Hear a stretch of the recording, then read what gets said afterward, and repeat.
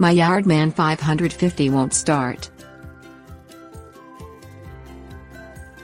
MTD manufactures Yardman lawn care and snow removal products.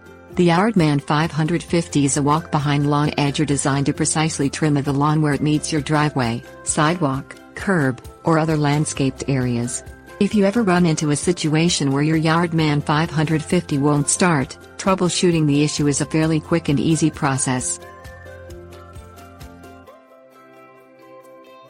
Things you'll need: fuel, spark plug wrench. Check for fuel in the tank.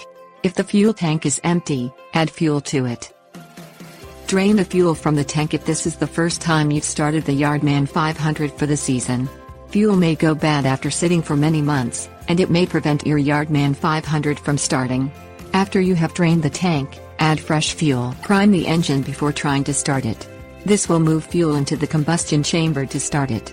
MTD suggests pushing the priming bulb 2 or 3 times before trying to start the machine. Check the air filter to see if it is clogged or excessively dirty, which could restrict airflow to the engine. Proper airflow is necessary for combustion of the fuel. If the air filter is dirty, you'll need to replace it with a new one. Verify that the spark plug is connected to the spark plug wire. Reconnect if necessary. Check the spark plug to see if it is excessively dirty and fouled up.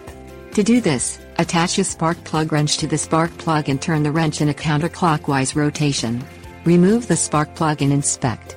If the tip is black and dirty, it will not be able to provide a proper spark to ignite the fuel. Replace a worn spark plug. Clear out excess fuel from the combustion chamber in case the engine is flooded.